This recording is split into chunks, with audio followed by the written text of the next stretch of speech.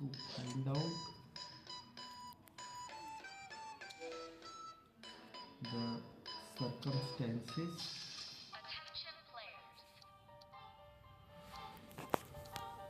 of Kyoto Protocol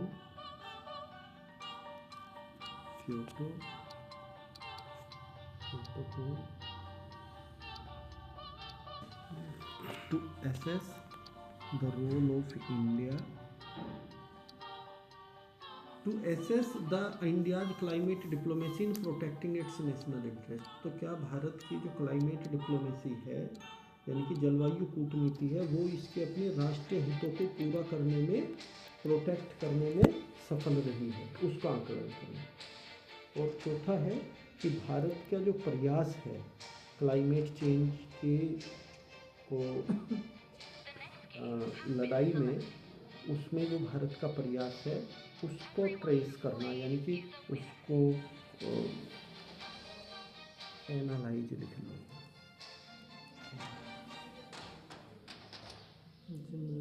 उसका। और ये क्या है तो दो शब्दों में आप इसको बता सकते हो, NDC और LTLEDS। ये नई चीज़ बता रहा हूँ आपको, ये आपने नहीं पढ़ी होगी। तो ये नेशनली डिटरमाइंड कॉन्ट्रीब्यूशंस हो गए, इनको आज पंचामृत कहते हैं। पंचामृत से समझ गए, अब याद आ गया। अब ये जो LTED है इसका मतलब है लॉन्ग टर्म लो कार्बन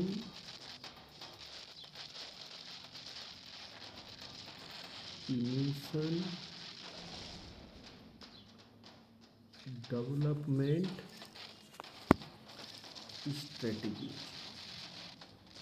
यानी कि हम अपने लॉन्ग टर्म में अपनी डेवलपमेंट स्ट्रेटजी को ऐसे निर्धारित कर रहे हैं कि वो उससे कार्बन का कम इमिशन हो।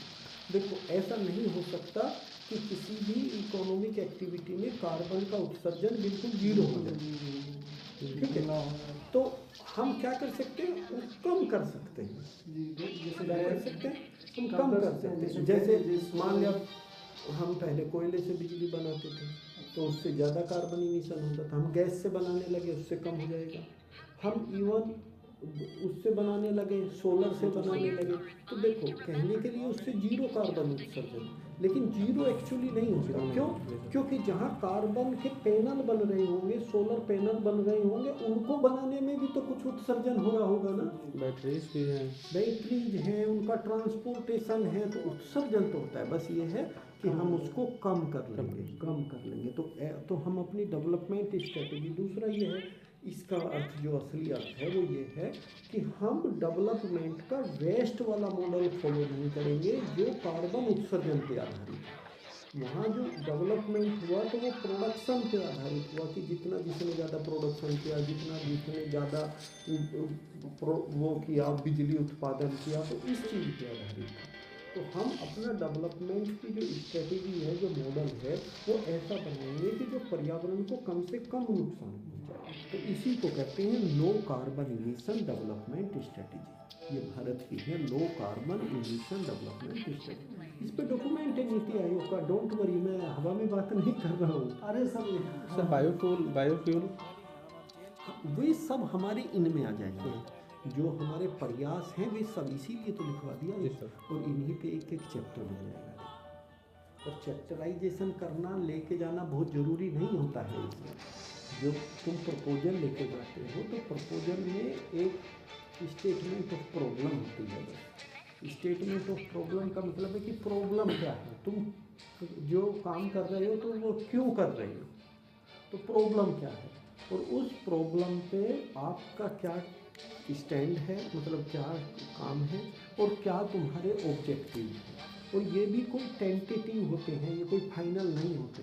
वो केवल ये देखना चाहते हैं इंटरव्यू में कि आपको अपने टॉपिक के बारे में कुछ पता है या नहीं पता, और तुम जो काम करना चाहते हो वो क्या काम करना चाहते हो। अब बताओ, इतना बता पाओगे? और इसमें 4-5 पेज ही लिख के ले जाने हैं और ज़्यादा नहीं। ये नहीं कि तुम वहाँ ये भी लिख के ले जाओ, वो भी लिख के ले जाओ, उसका कोई मतलब नहीं। बिल के आप इतनी बड़ी चीज़ पन्ना बनवा के मेरे से ले गए और वहाँ बोल नहीं पा रहे 2 लाइन भी, तो इसका मतलब नहीं है आप 2 पन्ने लेके जाओ लेकिन वहाँ 4 क्वेश्चन के जवाब दो, तो ये नहीं। और ये तब कब करोगे जब तुम्हें क्लियरिटी होगी, टॉपिक की क्लियरिटी होगी, जो बहुत सारे लोगों को बिल्कुल नहीं होती। प्रयास ही करना है और डरना थोड़ा है, इसमें कुछ है थोड़ा। और वो कुछ सजेशन दे कि ऐसा नहीं ऐसा करो, मैं कहा सर बिल्कुल कर लेंगे, आप लोग बताओ। लेकिन ये कोई फाइनल थोड़ा है, अभी तो मैं खुद इसको 4 बार चेंज कर दूंगा, ये तो केवल तुझे बताने के लिए है। देवव्रत से जुगाड़ लगा लेना। देवव्रत सब क्या सारे ही जुगाड़ू हैं वहाँ पे।